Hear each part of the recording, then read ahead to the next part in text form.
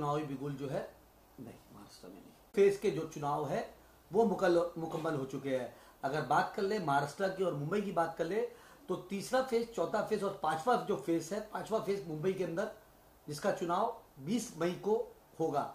और अगर बात करें तमाम सियासी पार्टी जो है अपनी किस्मत आजमाने के लिए मैदान में उतर चुकी है। हालांकि कल विड्रॉ का नॉमिनेशन का जो डेट थी उसके अंदर तमाम जो सियासी पार्टी के तमाम जो लोग हैं उन्होंने अपना अपना फॉर्म भरा। हमारे साथ मजलिस इत्तेहादुल मुस्लिमीन के नॉर्थ साउथ से जो उम्मीदवार है रमजान चौधरी जी खुद हमारे साथ मौजूद है। रमजान जी, सबसे पहला सवाल यही, आपने एमआईएम से फॉर्म भरा हुआ है नॉर्थ वेस्ट से, आपका क्या एम्बिशन है नॉर्थ साउथ की सीट? चुनावी बिगुल जो है नहीं, महाराष्ट्र में नहीं। फेज के जो चुनाव है वो मुकम्मल हो चुके हैं। अगर बात कर ले महाराष्ट्र की और मुंबई की बात कर ले तो तीसरा फेज, चौथा फेज और पांचवा जो फेज है, पांचवा फेज मुंबई के अंदर, जिसका चुनाव 20 मई को होगा। और अगर बात करें तमाम सियासी पार्टी जो है अपनी किस्मत आजमाने के लिए मैदान में उतर चुकी है। हालांकि कल विड्रॉ का नॉमिनेशन का जो डेट थी उसके अंदर तमाम जो सियासी पार्टी के तमाम जो लोग हैं उन्होंने अपना अपना फॉर्म भरा। हमारे साथ मजलिस इत्तेहादुल मुस्लिमीन के नॉर्थ साउथ से जो उम्मीदवार है रमजान चौधरी जी खुद हमारे साथ मौजूद है। रमजान जी, सबसे पहला सवाल यही, आपने एमआईएम से फॉर्म भरा हुआ है नॉर्थ वेस्ट से, आपका क्या एम्बिशन है नॉर्थ साउथ की सीट को लेकर? नॉर्थ सेंट्रल का प्रत्याशी हूं मैं, नॉर्थ सेंट्रल मुंबई का। इस लोकसभा क्षेत्र के अंदर मैंने पहले भी और अन्य पक्ष के साथ काम किया हुआ है और उस समय भी हमारे संगठन का चुनाव हुआ करता था, तब से मैंने काम किया और ठीक ठाक जानकारी है इसको लेकर के। क्या लगता है, अगर एमआईएम की बात कर ले तो एमआईएम ने मुंबई के अंदर खाली ये एक सीट पे प्रत्याशी उतारा हुआ है, तो ऐसी क्या जरूरत पड़ गई एमआईएम को कि ये सीट पे जरूरी है प्रत्याशी? इस सीट को लेकर के बड़ा विवाद चला पिछले दिनों में। कई दिनों तक हमारे पार्टी के नेताओं ने, वरिष्ठ नेताओं ने काफ़ी इसके ऊपर इंतज़ार किया कि यहाँ से कोई एक उम्मीदवार जो समाज के माइनॉरिटी के होंगे, ऐसा विचार करते हुए जो है देख रहे थे। लेकिन जब हमने देखा कि इस प्रकार का कुछ नहीं हो रहा है और ये खाली डिमांड रह गया है और एक तरीके का धोखा रह गया ये, और लेकिन जनता के अंदर या हमारे समाज के लोगों में ये मांग रह गई कि एक माइनॉरिटी का भी कैंडिडेट होना चाहिए, लेकिन कोई ना एमवीए ने दिया, ना इंडिया के गठबंधन ने किसी को यहाँ से उम्मीदवार बनाया। ऐसे सूरत में हमारे पार्टी के नेताओं ने इसको ज़रूरी समझा ताकि एक मैसेज जाना चाहिए कि मुसलमान अपना अधिकार लेने के लिए हर समय तैयार है। अब मुसलमानों की बात कर रहे हैं, ऐसा तो है नहीं कि ये सीट से सिर्फ मुसलमानों के वोट से आप जीत जाएंगे, तो मतलब आप जीतने के लिए खड़े हुए हैं कि क्या मकसद है? क्योंकि मुसलमानों के वोट से तो ये सीट जीत नहीं सकते। ये हम सभी को लेकर के, हम मुस्लिम समाज को लेकर के, ओबीसी समाज को लेकर के, दलित समाज को लेकर के, और भी हमारे जो साथी हैं, जो बहुत सारे वर्ग के, समाज के, धर्म के लोग हैं, हम सभी को लेकर के साथ में चलना चाहते हैं। लेकिन क्योंकि इस समाज को शोषित और वंचित रखने का काम किया जा रहा है, आपने देखा होगा कि 48 सीट में से एक भी सीट एमवीए ने और इंडिया के गठबंधन ने नहीं दिया। उसको लेकर के हमने अपनी नाराजगी व्यक्त किया और हमने यहाँ पे नॉमिनेशन फाइल करने का काम किया। नाराजगी की बात कर रहे हो तो एमआईएम में खुद पार्टी के अंदर नाराजगी चल रही है। हमने देखा आपके नॉमिनेशन में मुंबई के सदर मौजूद नहीं थे। हालांकि बात करें तो आज जनरल सेक्रेटरी की जो है वो मीटिंग भी है कि उम्मीदवार देने की वजह से सब लोग जो है वो इस्तीफा दे देंगे। जब आपकी पार्टी में ही तमाम लोग एक साथ नहीं है तो दूसरे लोग कैसे आपके साथ आएंगे? देखिए, बहुत सारे न्यूसेंस वैल्यू वाले भी लोग होते हैं और रहेगी बात नॉमिनेशन फाइल में, तो सभी तैयार थे। अगर कोई नहीं तैयार होगा तो उसके संबंध में मैं नहीं जानता। लेकिन क्योंकि नॉमिनेशन जब हम फाइल करते हैं तो वहाँ पे इस समय 4 लोगों की एंट्री थी, जिसमें हमारे एडवोकेट्स थे और वारिस साहब थे, मैं था खुद। अब बचे 2 लोग। 2 लोगों में एक हमारे नोटरी साहब थे और एक एडवोकेट साहब थे जो नॉमिनेशन फाइल के एक्सपर्ट थे।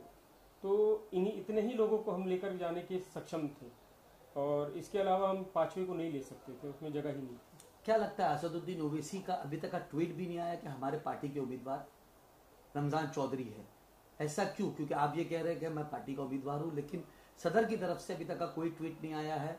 हालांकि वारिस पठान ने ये कहा कि भाई हमारे जो कैंडिडेट है आप हो, लेकिन हैदराबाद से अभी तक का कोई मतलब पार्टी के सदर जो है वो क्यों नहीं ट्वीट कर रहे। और मुंबई का जो सदर है और मुंबई के तमाम जो पदाधिकारी है, हमने देखा मुंबरा के अंदर भी एक कैंडिडेट दिया गया, वहां पर भी कहीं ना कहीं एमआईएम के जो कार्यकर्ता है वो भी पार्टी छोड़ने की बात कर रहे हैं।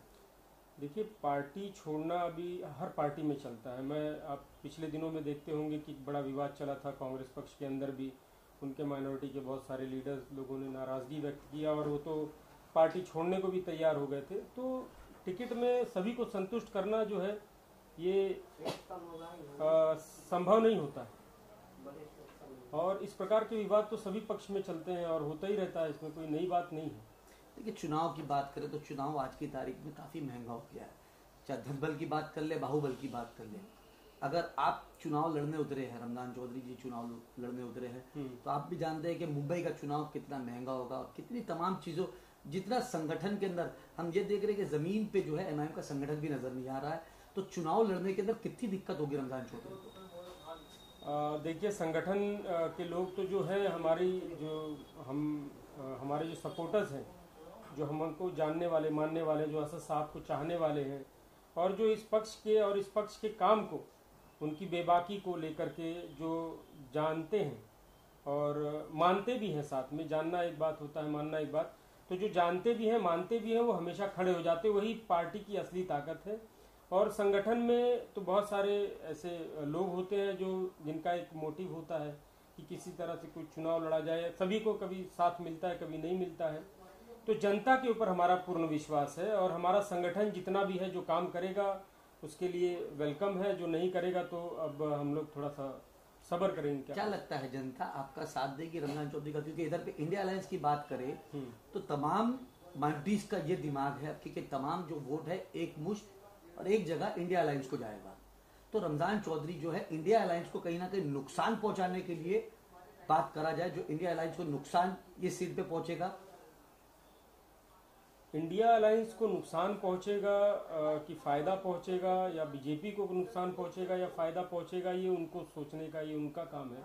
हमारा काम, हमने नॉमिनेशन फाइल कर दिया, हम भी इस चुनाव में खड़े हैं, हम भी उम्मीदवार हैं और हम भी जनता से उम्मीदें लगा के रखे हैं कि हमें भी मौका मिले जनता का विश्वास हासिल करने का, उनका काम करने का, प्रगति में सहभागी होने का और उनकी सेवा करने का मौका हमें भी मिले। क्या लगता है इस सीट पे खड़े होने के बाद, जैसे जनता लगातार मतलब तमाम लोग आरोप लगाते हैं कि कहीं ना कहीं जो आप बीजेपी की बी टीम है, तो ये कहीं ना कहीं ये सीट से साबित हो रहा है कि बीजेपी को फायदा पहुंचाने के लिए कहीं ना कहीं आपको खड़ा कराया गया है और इसका फायदा बीजेपी को होगा। तो कहीं ना कहीं आने वाले विधानसभा में भी इसका नुकसान आप लोगों को काफी ज्यादा बड़ा उठाना पड़ेगा, क्योंकि बीजेपी की बी टीम का लगातार आरोप जो है आपके ऊपर लगता है। देखिए, ये चुनाव जनता का चुनाव होता है।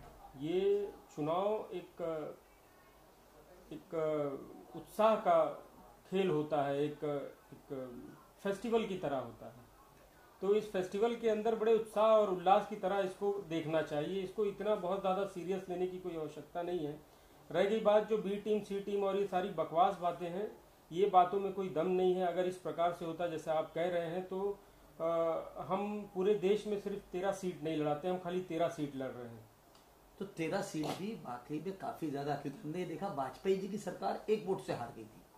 अगर 13 में से आपने 10 सीट पे बीजेपी को फायदा पहुंचा दिया तो कहीं ना कहीं बीजेपी की सरकार वो 10 सीट की वजह से ही बन सकती है। अगर बीजेपी की 5 सीटें कम होती है तो सरकार नहीं बन पाती। तो क्या बीजेपी का बी टीम का आरोप जो है आपके ऊपर सिद्ध होता हुआ नजर आ रहा है? नहीं, बिल्कुल नहीं हो रहा है, क्योंकि आपको मैं बताऊं कि 2014 में हमने कोई चुनाव नहीं लड़ा था, ना 2019 में उस तरह से सहभाग लिया था। लेकिन आपने देखा होगा कि लीडर ऑफ अपोजिशन भी हाउस में नहीं हो पाया, आपने सबने देखा दोनों टाइम में। अब इस बार जो है थोड़ा सा कोलैबोरेशन हो करके, इनका सबका युति हो करके कुछ आगे बात बढ़ा है। बहरहाल हमारे चुनाव को लेकर के हम 13 सीट पे चुनाव लड़ रहे हैं और हम विश्वास रखते हैं और ये आशा करते हैं कि देश की जनता हमें भी अवसर प्रदान करेगी और हम पर विश्वास करेगी और हमें चुन करके लाएगी। रमजान चौधरी को अपनी जीत का कितना आश्वासन है? पूर्ण आश्वासन है, तभी मैंने नॉमिनेशन फॉर्म भरा है और मैं चुनाव में खड़ा हूं और लड़ रहा हूं। देखिए, ये थे रमजान चौधरी, जिनका साफ तौर पे ये कहना है कि चुनाव